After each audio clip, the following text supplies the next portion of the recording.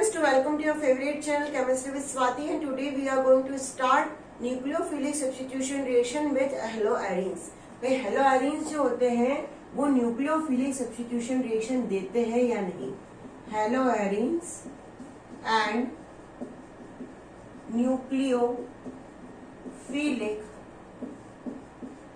Substitution reaction, क्योंकि हमने आज तक जितने भी सब्स्टिट्यूशन न्यूक्लियोफिलिक सब्स्टिट्यूशन पढ़े हैं उसमें हमने कभी भी बेटा हेलोआरीन्स का नाम नहीं लिया है। हमने C2H5Cl की रिएक्शन करवाई, OH नेगेटिव से बैक साइड से अटैक करेगा, SN1 रिएक्शन होगी, SN2 होगी और ऐसी रिएक्शन होगी। हमने अधिकतर यही पढ़ा है। हमने कभी भी ये बेंजीन रिंग लेके साथ हेलो क्लोरो, जैसे क्लोरोबेंजीन है, इसकी OH नेगेटिव से रिएक्शन करवाई हो और ऐसा यहाँ पे कुछ बना हो, हमने ये कभी भी नहीं कहा है। ऐसा इसलिए नहीं कहा है क्योंकि हेलोआरीन जो होता है वो न्यूक्लियोफिलिक सब्स्टिट्यूशन रिएक्शन नहीं देता अच्छे से। क्या रीजन है कि वो न्यूक्लियोफिलिक सब्स्टिट्यूशन रिएक्शन नहीं देता है? What is the reason why it will not give nucleophilic substitution reaction? तो इसके कुछ रीजंस है जिसकी वजह से हेलोआरीन जो होता है वो न्यूक्लियोफिलिक सब्स्टिट्यूशन रिएक्शन नहीं देता है। हेलोआरीन्स, अब हम हमारे सेंटेंस को सही करेंगे यहाँ पे। Haloarenes does not give nucleophilic substitution reactions. Why? What is the reason behind it? क्यों रीजन है? पहला इसका रीजन है resonance effect. First is a resonance effect. Resonance effect ये होता है कि जो हमारी बेंजीन रिंग होती है उसमें पाई इलेक्ट्रॉन होते हैं और जो क्लोरीन होता है हमारा, उस क्लोरीन पे भी इलेक्ट्रॉन्स होते हैं। ये इलेक्ट्रॉन पेयर अटैच होती है क्लोरीन पे। ये हमारा हेलोआरीन, इस हेलोआरीन में हमारा Cl पे ये इलेक्ट्रॉन है। ये जो इलेक्ट्रॉन होते हैं, ये इलेक्ट्रॉन पेयर जो होती है, ये इलेक्ट्रॉन पेयर पाई इलेक्ट्रॉन के साथ क्या करती है? कॉन्जुगेशन करती है। क्या? हाँ, electron pair of chlorine conjugated with pi electron of benzene. Benzene के साथ ये कॉन्जुगेशन करेगी। अगर ये बेंजीन के साथ कॉन्जुगेशन करेंगे तो ये बहुत सारे रेजोनेंस स्ट्रक्चर देंगे और उन रेजोनेंस स्ट्रक्चर से हमको पता चलेगा कि पॉसिबल ही नहीं है कि न्यूक्लियोफिलिक सब्स्टिट्यूशन रिएक्शन देगी। कैसे करेंगे ये हमको पूरे इसके स्ट्रक्चर से आखिर रेजोनेंस इफेक्ट ये होता है। ये हमारी बेंजीन रिंग, इस बेंजीन रिंग पे हमने Cl के ये इलेक्ट्रॉन पेयर और यहाँ पे पाई इलेक्ट्रॉन। ये इलेक्ट्रॉन कॉन्जुगेशन करेगा बेंजीन रिंग के साथ, जिसकी वजह से यहाँ पे इलेक्ट्रॉन का मूवमेंट चालू हो जाएगा। इलेक्ट्रॉन मूव करेगा। पहले ये वाला इलेक्ट्रॉन ऑर्थो पे आया, अब अंदर वाला इलेक्ट्रॉन एक प्लेस आगे आएगा तो ये बाहर वाला पैरा पे आ जाएगा। ये डायग्राम्स की प्रैक्टिस आपको बहुत ज्यादा करनी पड़ेगी। ये परफेक्टनेस से ही होगी। प्रैक्टिस तभी आएगी जब हम परफेक्ट बनेंगे। तो प्रैक्टिस से परफेक्टनेस लाओ। ये आ गया पैरा पे, अभी अंदर वाला इलेक्ट्रॉन एक प्लेस आगे आएगा तो ये आ जाएगा ऑर्थो पे। जब भी हम रेजोनेंस स्ट्रक्चर बनाते हैं हम हमेशा डबल बॉन्ड ही बनाते हैं, डबल एरो ही बनाते हैं। तो हमेशा हमको डबल एरो बनाना है। ये वापस आ सकता है, अगर ये अंदर आ गया तो ये वापस आ जाएगा और उससे वापस एक रेजोनेंस स्ट्रक्चर बनेगा जो कि ये आ जाएगा। तो यहाँ पे कार्बन और क्लोरीन में जो है बॉन्ड, उस बॉन्ड में क्या आ जाएगा? कार्बन को क्लोरीन के बॉन्ड में डबल बॉन्ड कैरेक्टर आ जाएगा और जहां कहीं डबल बॉन्ड कैरेक्टर आ जाएगा उसकी वजह से बॉन्ड हमारा बहुत स्ट्रांग हो जाएगा। और अगर बॉन्ड स्ट्रांग है तो बॉन्ड को ब्रेक करने के लिए पॉसिबल नहीं है कि बॉन्ड ब्रेक हो। और अगर C और Cl का बॉन्ड ही नहीं टूटेगा, ये बॉन्ड ही नहीं टूटेगा, CCl का ये बॉन्ड ही ब्रेक नहीं होगा, तो न्यूक्लियोफिलिक सब्स्टिट्यूशन रिएक्शन होगी ही नहीं। रीजन क्या है? रीजन है रेजोनेंस इफेक्ट। क्या है रेजोनेंस इफेक्ट? रेजोनेंस इफेक्ट ये होता है कि अगर हम हमारे जो लोन पेयर के इलेक्ट्रॉन पेयर से वो इलेक्ट्रॉन पेयर्स बेंजीन रिंग के पाई इलेक्ट्रॉन के साथ कॉन्जुगेशन करेंगे और उस कॉन्जुगेशन की वजह से क्या हो जाएगा, C और Cl के बॉन्ड में डबल बॉन्ड कैरेक्टर आ जाएगा। जब भी कोई डबल बॉन्ड कैरेक्टर आता है, रेजोनेंस स्ट्रक्चर की वजह से ही आया है डबल बॉन्ड कैरेक्टर। हर जगह हमने रेजोनेंस स्ट्रक्चर बनाया, इलेक्ट्रॉन को मूवमेंट करवाया, उसकी वजह से बॉन्ड हमारा बहुत स्ट्रांग हो जाएगा और किसी स्ट्रांग बॉन्ड को तोड़ना उतना इजी नहीं होता है और ये कहलाता है रेजोनेंस इफेक्ट। स्टेटमेंट में भी हम इसको लिख सकते हैं। डायग्राम्स आपको प्रैक्टिस करनी पड़ेगी। प्रैक्टिस जितनी ज्यादा करोगे उतना ज्यादा परफेक्टनेस आएगा। ऐसे हमको पूरे ऑर्गेनिक केमिस्ट्री में कई बार इलेक्ट्रॉन को घुमाने का काम पड़ेगा, तो आपको हर बार इलेक्ट्रॉन को घुमाते आना चाहिए। इलेक्ट्रॉन पेयर किसकी? Electron pair of chlorine. Statement क्या लिखोगे देख लो। Chlorine conjugated with pi electron of benzene ring that create double bond character. इसकी वजह से डबल बॉन्ड कैरेक्टर आ गया। Develop in CCl bond, due to that it is more strong, so it is not so easily break। इसलिए वो बहुत easily break नहीं होगा और ब्रेक नहीं होगा तो सब्स्टिट्यूशन रिएक्शन नहीं होगी। So nucleophilic substitution does not occur. Nucleophilic substitution नहीं हो पाएगा। ये पहला रीजन है हमारा रेजोनेंस इफेक्ट का।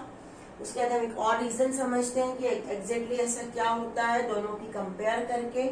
वीडियो को पॉज कर। हाइब्रिडाइजेशन। कैसे हाइब्रिडाइजेशन देखो यहाँ, ये हमारा क्लोरोबेंजीन, यहाँ पे ये डबल बॉन्ड है। इस डबल बॉन्ड की वजह से यहाँ पे जो कार्बन है उस कार्बन में हाइब्रिडाइजेशन क्या होगा, sp2। अगर हम C2H5Cl की बात करें तो C2H5Cl में सिंगल बॉन्डेड है कार्बन हर जगह, तो इसमें जो कार्बन है उसमें हाइब्रिडाइजेशन होगा sp3 और यहाँ पे हाइब्रिडाइजेशन होगा sp2। sp2 हाइब्रिडाइजेशन से S परसेंटेज क्या हो जाएगा, मोर हो जाएगा, ज्यादा होगा। और अगर S का परसेंटेज ज्यादा है तो जो CCl बॉन्ड है उसमें इलेक्ट्रोनेगेटिविटी कार्बन की ज्यादा हो जाएगी। Electronegativity of carbon is more. अगर इलेक्ट्रोनेगेटिविटी कार्बन की ज्यादा है तो ये कार्बन Cl को जाने नहीं देगा। बॉन्ड क्या हो जाएगा, जाने ही नहीं देगा। वो कहेगा नहीं जाना है, क्योंकि क्लोरीन तो हमेशा अपने इलेक्ट्रॉन लेके जाता है। और C और Cl यहाँ पे जो बॉन्ड है उस बॉन्ड की लेंथ क्या हो जाएगी, शॉर्ट हो जाएगी। और बॉन्ड अगर लेंथ शॉर्ट होती है तो बॉन्ड हो जाता है स्ट्रॉन्ग, और स्ट्रॉन्ग बॉन्ड को ब्रेक करना उतना मुश्किल होता है। अगेन sp2 हाइब्रिडाइजेशन है। sp2 हाइब्रिडाइजेशन से S का परसेंटेज कैरेक्टर ज्यादा हो जाएगा। S का अगर परसेंटेज ज्यादा है तो जो कार्बन और क्लोरीन के बीच में जो बॉन्ड है उसकी इलेक्ट्रोनेगेटिविटी बढ़ जाएगी, और अगर उसकी इलेक्ट्रोनेगेटिविटी बढ़ जाएगी तो बॉन्ड ज्यादा, बॉन्ड लेंथ कम हो जाती है, और अगर बॉन्ड लेंथ कम हो जाएगी तो बॉन्ड स्ट्रॉन्ग होगा। यहाँ पे S का परसेंटेज मोर है, बॉन्ड लेंथ यहाँ पे क्या है, हायर है इसके कंपेयर में, लॉन्गर है बॉन्ड लेंथ। और बॉन्ड लेंथ अगर लॉन्गर हो तो बॉन्ड को ब्रेक करने के लिए क्या हो जाएगा, बॉन्ड ब्रेक इजीली, बॉन्ड जल्दी ब्रेक हो सकता है। तो that is the second reason. First is a resonance effect, second is a hybridization. दोनों के हाइब्रिडाइजेशन की स्टडी अगर हम करेंगे तो दोनों में हाइब्रिडाइजेशन हमको डिफरेंट दिखेगा। इसमें sp3 है, इसमें sp2 है। sp2 में s कैरेक्टर ज्यादा होगा, इलेक्ट्रोनेगेटिविटी ज्यादा होगी, बॉन्ड लेंथ कम हो जाएगी, और बॉन्ड लेंथ कम होगी तो बॉन्ड को ब्रेक करना बहुत इजी नहीं होगा। थर्ड है हमारे पास एक और रीजन, बहुत सॉलिड रीजन है। वो रीजन ये है कि अगर हम सपोज Cl निकल गया, हमको पता है कि अगर किसी से इलेक्ट्रोनेगेटिविटी निकल वाला कंपाउंड निकल जाता है तो उसमें कैटायन बनता है, तो यहाँ पे भी कैटायन बनेगा। अनस्टेबिलिटी ऑफ फिनाइल कैटायन या कार्बोकेटायन, ये हमारा क्लोरोबेंजीन। इस क्लोरोबेंजीन से हमने एनीहाउ Cl को निकाल दिया। सपोज Cl यहाँ से निकल गया, Cl जब भी जाता है अपने इलेक्ट्रॉन को लेके जाएगा क्योंकि वो ज्यादा इलेक्ट्रोनेगेटिविटी होता है, तो यहाँ पे बन जाएगा phenyl carbocation. It is known as phenyl carbocation या कैटायन। ये फिनाइल कार्बोकेटायन जो होता है बहुत ज्यादा अनस्टेबल होता है, और केमिस्ट्री में हम कभी भी किसी भी ऐसे प्रोडक्ट को चूज नहीं करते जो अनस्टेबल हो। तो ये प्रोडक्ट अनस्टेबल वाला है तो हम इसको बनाएंगे, ये फॉर्म ही नहीं होगा। That is the third reason. उसके बाद एक और रीजन है भाई, बेंजीन रिंग कैसी है। बेंजीन रिंग जो है वो खुद ही बहुत इलेक्ट्रॉन रिच है और न्यूक्लियोफाइल भी इलेक्ट्रॉन रिच है, तो इलेक्ट्रॉन रिच के पास नहीं पहुंच सकता। जो हमारी रिंग है क्लोरोबेंजीन की, ये जो रिंग है बेंजीन रिंग, ये है एक इलेक्ट्रॉन रिच रिंग। इसके खुद के पास अपने पाई इलेक्ट्रॉन है, इसके पास क्या है, पाई इलेक्ट्रॉन है। अगर न्यूक्लियोफाइल इसके पास आता है तो न्यूक्लियोफाइल के पास भी क्या है, इलेक्ट्रॉन है, वो भी इलेक्ट्रॉन रिच है। तो कभी भी कोई इलेक्ट्रॉन रिच के पास नहीं पहुंच सकता। तो इसकी वजह से हेलोआइडिन्स कभी भी न्यूक्लियोफिलिक सब्स्टिट्यूशन रिएक्शन नहीं करता। फिर भी कई बार हम कुछ ऐसी कंडीशन अप्लाई करके करवा सकते हैं। तो जैसे कि क्लोरोबेंजीन से हमको बनाना है फिनॉल, हमको क्या बनाना है, क्लोरोबेंजीन से हमको बनाना है फिनॉल। जैसे हमको किसी तरह से हमको इसको फिनॉल बनाना है तो हम NaOH लेंगे, यहाँ पे 623 केल्विन टेम्परेचर मेंशन करेंगे। H+ में रिएक्शन होगी, H+ मीडियम में, तो यहाँ पे ये Cl की जगह OH आ जाएगा, दैट इज अ क्लोरोबेंजीन, और ये है हमारा फिनॉल। और ये टेम्परेचर को मेंशन करना बहुत मुश्किल होता है। इस टेम्परेचर को कम करने के लिए हम क्या करेंगे, इस टेम्परेचर को कम करने के लिए हम इन बेंजीन रिंग में इलेक्ट्रॉन विड्रॉइंग ग्रुप लगा देंगे। अगर इलेक्ट्रॉन विड्रॉइंग ग्रुप लगा देंगे तो रिएक्शन हमारी क्या हो जाएगी, बहुत इजी हो जाएगी। तो जैसे पहली बार हमने लगा दिया NO2 ऑर्थो पे, ये हमारा NO2 ऑर्थो पे। अब हमने रिएक्शन करवाई NaOH की, तो यहाँ पे हमारा टेम्परेचर हो गया 443 केल्विन। टेम्परेचर कम हो गया, रिएक्शन इजीली हो गई, और हमको मिल गया ऑर्थोनाइट्रोफिनॉल। क्या मिला हमको, ऑर्थोनाइट्रोफिनॉल। इसका नाम होगा ऑर्थोनाइट्रोफिनॉल। टेम्परेचर कम हो गया क्योंकि विड्रॉइंग ग्रुप आ गया, और विड्रॉइंग, जितने ज्यादा विड्रॉइंग ग्रुप लगाते जाएंगे उतना ज्यादा हमारा टेम्परेचर क्या हो जाएगा, कम होते जाएगा, जितने ज्यादा विड्रॉइंग ग्रुप अटैच करवा सकते हैं। अब हमने एक और विड्रॉइंग ग्रुप अटैच करवा दिया। हमने क्या किया, हमने NO2 को ऑर्थो पे भी डाला और हमने NO2 को पैरा पे भी डाला। दो NO2 अटैच करवा दिए, NaOH लिया, 323 केल्विन टेम्परेचर पे रिएक्शन हो जाएगी और हमको मिल जाएगा हमारा ortho para nitrophenol. Ortho para nitrophenol ये मिल गया, या इसका और कोई नाम भी हो सकता है, इसका नाम ये हो सकता है 2,4 डाइनाइट्रोफिनॉल। टेम्परेचर कम हो गया क्योंकि दो NO2 ग्रुप अटैच आ गए, दो इलेक्ट्रॉन विड्रॉइंग ग्रुप आ गए। अब हम अगर सपोज और एक जगह NO2 लगा दें, और हम एक जगह और NO2 हम लगा दें, तो उससे क्या होगा, उससे हमारी रिएक्शन और बहुत ज्यादा इजी हो जाएगी। कैसे होगी, ये OH, इधर भी NO2, इधर भी NO2 और इधर भी NO2। इसका नाम क्या होगा, 2,4,6 ट्राई नाइट्रो क्लोरो बेंजीन।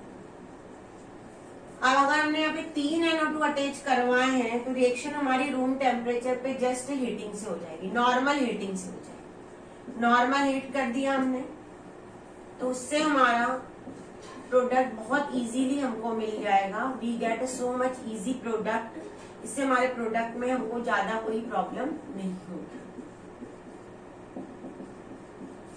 इसका नाम होगा 2,4,6 ट्राई नाइट्रोफिनॉल।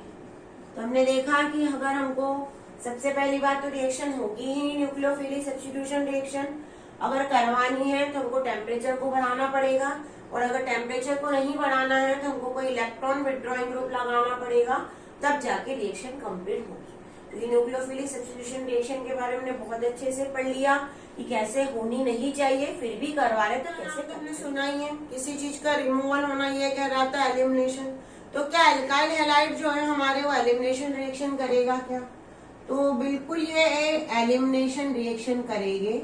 इसमें जो एलिमिनेशन होगा उसको हम कहते हैं बीटा एलिमिनेशन रिएक्शन, और जो रिएक्शन होती है वो होती है डीहाइड्रोहैलोजिनेशन। अब ये डीहाइड्रोहैलोजिनेशन होता क्या है बेटा, डी का मतलब है रिमूव, हाइड्रो का मतलब होता है हाइड्रोजन, और हेलो का तो मतलब हैलोजिनेशन का तो मतलब आपको पता है हैलोजन। मतलब हमने रिएक्टेंट से हाइड्रोजन और हैलोजन दोनों को रिमूव किया, वो कहलाता है डीहाइड्रोहैलोजिनेशन। अब ये बीटा अल्फा क्या होता है, पहले हम ये समझ ले कि आखिर अल्फा बीटा क्या होता है।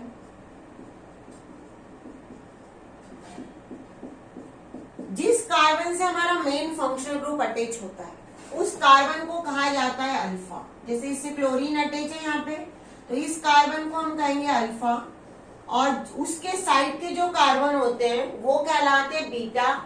ये भी होगा बीटा और ये भी होगा बीटा, तो इसको हम कहेंगे बीटा हाइड्रोजन, और इसको भी हम कहेंगे बीटा हाइड्रोजन। यहाँ पे दो है, कई बार एक भी हो सकता है। द कार्बन, जो कार्बन से हेलोजन अटैच है, मेन फंक्शनल ग्रुप, यहाँ पे हेलोजन है, कई दूसरे चैप्टर में OH आ जाएगा। Main functional group attach with the carbon, that carbon is known as alpha carbon, and the besides neighboring carbon is known as beta carbon, and the hydrogen which is attached by the beta carbon that is known as beta hydrogen. अब यहाँ पे हम reaction करवाने वाले हैं। अब यहाँ पे रिएक्शन करवाते समय जैसे यहाँ पे हमारे पास 2 हाइड्रोजन आ गए, तो फिर हमारे पास क्वेश्चन ये उठता है कि कौन से हाइड्रोजन से रिमूव होगा, कौन सा हाइड्रोजन जाएगा, कौन से कार्बन से जाएगा। तो इसके लिए एक साइंटिस्ट था जैक्सिव, जिसको कहा जाता है जैक्सिव रूल। कई बार उसको सैडजिव भी नाम दिया है, उसको सैडजिव रूल भी नाम दिया हुआ है, जैक्सिव रूल। तो उसने एक स्टेटमेंट बताया, उसने ऐसा बताया, इन डीहाइड्रोहैलोजिनेशन प्रोसेस, और इन डीहाइड्रोहैलोजिनेशन process the alkene is preferred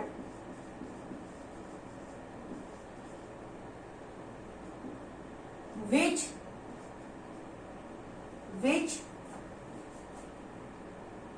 carbon, the alkene is preferred in which carbon is attached by more number of alkyl group. ऐसा एल्किन बनेगा, उस कार्बन वाला बनेगा जिस कार्बन से ज्यादा एल्काइल ग्रुप अटैच है। स्टेटमेंट अभी हम लिखते हैं, फिर हम एग्जांपल से इसको समझते हैं कि कैसे। ये कहता है कि हेलोजनेशन, डीहाइड्रोहैलोजिनेशन तो होने वाला, रिमूवल तो होने वाला है, पर उस कार्बन को चूज करेंगे हाइड्रोजन के रिमूवल के लिए जिस कार्बन से ज्यादा एल्काइल ग्रुप अटैच हो। कैसे देखते हैं हम यहाँ पे। स्टेटमेंट आपको वीडियो को पॉज करके लिखना चाहिए तो ज्यादा अच्छा रहेगा। जैसे हमारे पास है 2-ब्रोमोपेंटेन, ये हमारे पास है 2-ब्रोमोपेंटेन। अब एक चीज और याद रखना, जो डीहाइड्रोहेलोजिनेशन प्रोसेस होती है केमिस्ट्री में, वो हमेशा होती है एल्कोहलिक KOH। अगर एल्कोहलिक KOH है तभी होगी, अगर एक्वस KOH है तो सब्स्टिट्यूशन हो जाएगा। हमने यहां से इसकी रिएक्शन करवाई एल्कोहलिक KOH। हमने क्या किया, यहाँ पे एल्कोहलिक KOH से रिएक्शन करवाया। अब रिएक्शन में हमारे पास दो चॉइस है, ये तो हमारा अल्फा है, यहाँ पे भी एक हाइड्रोजन अटैच है, एक हाइड्रोजन यहाँ पे भी अटैच है। ये हाइड्रोजन निकलेगा कि ये हाइड्रोजन निकलेगा, हम दोनों हाइड्रोजन को हटा के दोनों प्रोडक्ट बनाते हैं। पहली वाली कंडीशन में ये वाला रिमूव कर रहा है, ये वाला, तो क्या होगा, ये हाइड्रोजन भी यहाँ निकल जाएंगे, यहाँ पे इन दोनों के बीच में डबल बॉन्ड आ जाएगा। तो हमारा जो प्रोडक्ट बनेगा वो बनेगा pent 1E, that is our product. अब दूसरी वाली कंडीशन में ये वाले H को हटा देंगे हम यहाँ से, ये वाला निकल जाएगा, ये वैसे के वैसे रहेगा। अब ये वाला निकाला हमने इधर, तो इससे ध्यान से देखो ये दोनों निकल जाएंगे, जो प्रोडक्ट है यहाँ पे जो है इधर डबल बॉन्ड आ जाएगा।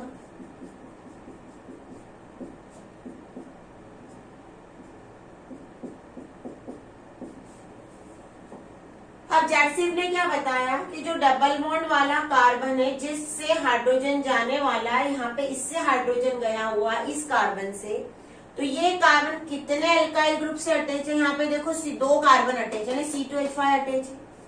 अगर यहाँ पे देखें तो कोई भी कार्बन नहीं है, ये अकेला है, इसके साथ कोई भी एल्काइल ग्रुप नहीं अटैच है, ये तो हाइड्रोजन है। और यहाँ पे इसके साथ सीधे सीधे ये वाला कार्बन अटैच है यहाँ से, क्योंकि यहाँ से गया है हाइड्रोजन। तो ये जो प्रोडक्ट है ये क्या बनेगा, पेंट2E, और यही प्रोडक्ट कहलाएगा मेजर, और ये प्रोडक्ट क्या कहलाएगा, माइनर। ये हमको बहुत अच्छे से समझ में आना चाहिए कि इस हाइड्रोजन, ये वाला अगर हाइड्रोजन जाता है एलिमिनेशन में, ये वाला ऐसे के ऐसे रहेगा, तो उस कार्बन वाले एल्काइल ग्रुप उस कार्बन को देखेंगे, ये कार्बन है जिससे हाइड्रोजन अटैच है, ये कार्बन किसी एल्काइल ग्रुप से अटैच है क्या, यस, यहाँ पे C2H5 है। और अगर इधर से जाता है, इसको भूल जाओ थोड़ी देर के लिए, अगर इधर से जाता है तो इससे कोई भी एल्काइल ग्रुप नहीं है, यहाँ पे तो हाइड्रोजन है, यहाँ पे भी हाइड्रोजन है, तो प्रीफर हम करेंगे जिससे एल्काइल ग्रुप अटैच हो। मैं एक फ्लो चार्ट बना के ही बता दे रही हूँ आपको, तो ज्यादा आपको अच्छे से समझ में आएगा कि हमको कैसे लर्न करना है। कुछ ट्रिक्स रहती है बेटा, ये ट्रिक्स हमको पता होनी चाहिए। अगर हम कभी भी केमिस्ट्री को ट्रिक्स से पढ़ेंगे तो बहुत इजी लगेगा। ये कहता है उस कार्बन से जिससे एलिमिनेशन, किसका, हाइड्रोजन का एलिमिनेशन कहां से होगा, उस कार्बन से which is attached bye more alkyl group. हम रिमूव करेंगे हाइड्रोजन को, लेकिन कौन से कार्बन से, जिस कार्बन से ज्यादा एल्काइल ग्रुप अटैच हो, उसी कार्बन से हम इसको रिमूव करेंगे तो हमको प्रोडक्ट आएंगे। हमको डायरेक्टली तो एलिमिनेशन से कभी क्वेश्चन नहीं आता, लेकिन कन्वर्जन के टाइम पे बहुत ज्यादा आता है, या कंप्लीट द रिएक्शन में भी आता है। तो हमको ये पता होना चाहिए कि हमको कौन सा इंटरेस्टिंग कंपाउंड बनने वाले हैं, ऑर्गेनोमेटेलिक कंपाउंड। आखिर ये क्या होता है ऑर्गेनोमेटेलिक कंपाउंड, और हम इसको क्यों पढ़ रहे हैं, क्या रीजन है कि हमको ऐसे कंपाउंड पढ़ना पड़ेगा, why we are going to study that organometallic compound. A compound in which metal is directly attached with carbon। एक ऐसा कंपाउंड जिसमें मेटल डायरेक्ट किसी कार्बन से अटैच हो, वो कंपाउंड कहलाता है ऑर्गेनोमेटेलिक कंपाउंड। ये कार्बन है, इस कार्बन से ये मेटल है हमारी, ये क्या है मेटल। तो मेटल इससे अटैच हो गई डायरेक्ट, ऐसा नहीं कि बाद में किसी और के द्वारा, डायरेक्ट बॉन्ड से अटैच है। तो ऐसे कंपाउंड जो होते हैं वही कंपाउंड कहलाते हैं ऑर्गेनोमेटेलिक कंपाउंड। अब हमारे सिलेबस में एक बहुत इंपॉर्टेंट ऑर्गेनोमेटेलिक कंपाउंड है जिसको हमको हर चैप्टर में पढ़ना है, जिसका नाम होता है ग्रिग्नार्ड रिएजेंट। इसको क्या बोलते हैं ग्रिग्नार्ड रिएजेंट, और इसका जनरल फॉर्मूला होता है RMgX। ये हमको आज पढ़ना है। अब ये बहुत ज्यादा काम का है, हम केमिस्ट्री में उसी चीज को चूज करते हैं जो काम का होता है।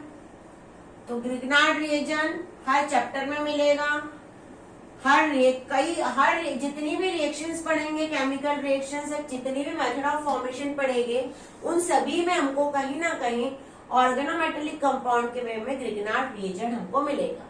इसका जो जनरल फॉर्मूला होता है ग्रिग्नार्ड रिएजेंट का, वो होता है RMgX। That is a general formula. RMgX इसका जनरल फॉर्मूला। R क्या है यहाँ पे, R है यहाँ पे एल्काइल ग्रुप कोई भी, X क्या है halogen, chlorine and bromine, general हम लेते हैं। पहला होता है CH3MgBr, और यही सबसे ज्यादा इंपॉर्टेंट है, मैक्सिमम टाइम इसी का यूज हम करेंगे। ये कहलाता है मिथाइल मैग्नीशियम ब्रोमाइड। इसको क्या बोलते हैं मिथाइल मैग्नीशियम ब्रोमाइड। जब इसके स्ट्रक्चर को ओपन करेंगे हम, तो यहाँ पे ध्यान दो, magnesium is a metal and it is directly attached with the carbon, that's why it is known as a Grignard reagent and organometallic compound। Grignard एक साइंटिस्ट का नाम है जिसने इसको सर्च किया था, उसी के ऑनर में से Grignard reagent कहते हैं। उस साइंटिस्ट ने ये जो कंपाउंड बनाया था, ये कंपाउंड इतना काम का था कि उस साइंटिस्ट को इसके लिए नोबेल प्राइज भी मिला है। अब जब इसका Grignard reagent का जब स्ट्रक्चर देखते हैं, तो हम देखते हैं यहाँ पे CH3MgBr में हमारे पास दो टाइप के बॉन्ड होते हैं। एक बॉन्ड होता है हमने जनरली पढ़ा हुआ कोवेलेंट, और एक होता है आयनिक बॉन्ड। ये जो बॉन्ड होता है CH3 और Mg के बीच में, ये वाला बॉन्ड होता है covalent bond, that is known as a covalent bond. इसमें पार्शियली नेगेटिव होता है CH3, और Mg जो होता है वो पार्शियली पॉजिटिव होता है। और जो MgBr के बीच में जो बॉन्ड है वो बॉन्ड होता है ionic bond, that is a ionic bond. Br पे तो हमेशा नेगेटिव चार्ज ही होता है। ये है। अब इसको हम कैसे बनाते हैं, व्हाट इज द मेथड। एक ऐसा कंपाउंड जिसमें दोनों बॉन्ड है, ये कई बार हमको हमारी नजरों में ऐसे क्वेश्चंस रहते नहीं है, पर जनरली जो पेपर आता है वो इस तरह से अनएक्सपेक्टेड क्वेश्चन से भरा होता है। अब मेथड ऑफ फॉर्मेशन ये कैसे बनेगा, method of formation, method of formation में CH3Br लेंगे हम, मिथाइल ब्रोमाइड लिया, इस मिथाइल ब्रोमाइड की हमने मैग्नीशियम से रिएक्शन करवा दी। जब भी ये रिएक्शन होगी किसी ड्राई ईथर की प्रेजेंस में होगी, और उससे बन जाएगा CH3MgBr। Methyl bromide is reacted with magnesium in the presence of dry ether, then methyl magnesium bromide is obtained, that is a Grignard reagent। methyl magnesium bromide, और ये है हमारा Grignard reagent, इसी को हम कहते हैं Grignard reagent, that is a method of formation। अब ये जो Grignard reagent होता है हमारा CH3MgBr, ये बहुत ज्यादा H+ लवर होता है, प्रोटॉन का लवर होता है। इसको किसी भी सोर्स से कहीं ना कहीं से H+ मिल जाए तो ये इमीडिएटली से रिएक्शन करके बना देता है हाइड्रोकार्बन। क्या करता है हाइड्रोकार्बन। अब प्रोटॉन लवर, प्रोटॉन कहीं से मिलना चाहिए, तो प्रोटॉन के मिलने के चांसेस, कहाँ से हमको प्रोटॉन मिलेगा, वाटर से मिल सकता है, अमाइन से मिल सकता है हमको वाटर। तो जो हमारे प्रोटॉन सोर्सेस होते हैं, प्रोटॉन सोर्सेस है हमारे पास, एक तो वाटर, दूसरा अमाइंस, तीसरा अल्कोहल, H वहां पे भी होता है। तो ये कहीं से भी अगर इसको मिल जाए तो ये CH3 MgBr H+ को लेके CH4 में कन्वर्ट हो जाता है। जैसे मैं H+ ना लिख के वाटर लिख दे रही हूँ तो ज्यादा इजी पूरी रिएक्शन समझ में आ जाएगी। भाई वाटर किस में टूटेगा, H+ एंड OH नेगेटिव, इसमें टूटेगा। ये जो CH3 है ये CH3H को अपने पास खींच लेगा कि आजा तू मेरे पास, और किस में कन्वर्ट हो जाएगा, CH4, बचा क्या, Mg, OH और Br। ये OH क्या होगा, MgBr के साथ अटैच हो जाएगा। तो ये बन गया मीथेन, मतलब हाइड्रोकार्बन। तो that is the very best method formation of hydrocarbon from Grignard reagent. Grignard reagent से हाइड्रोकार्बन बनाने की सबसे अच्छी मेथड है।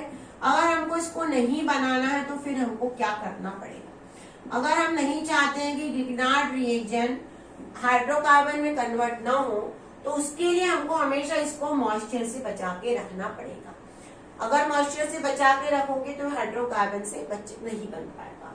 That's why methyl magnesium bromide और Grignard reagent always kept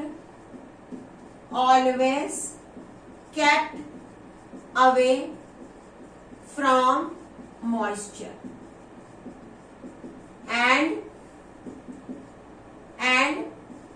prepared in dry ether. इसीलिए इसको ड्राई ईथर में बनाया जाता है। मॉइस्चर का कोई कंडीशन नहीं हो, ड्राई ईथर का यूज। तो ये है हमारा ग्रिग्नार्ड रिएजेंट, बहुत काम का है, हर बार आएगा तो पढ़ते रहिए। कोई भी डाउट है तो कमेंट्स बॉक्स हमेशा खुला हुआ है, अपने डाउट्स को सॉल्व करवाइए और बहुत ज्यादा प्रैक्टिस कीजिए इक्वेशन की। विथ नेम प्रैक्टिस करना है, सिर्फ इक्वेशन देख के समझना नहीं है। इक्वेशन देख के सिर्फ ऐसा हो जाए कि हम इक्वेशन ही पढ़ रहे हैं मैडम हो गई, तो कभी नहीं हो पाता। लिख के लर्न करते रहिए।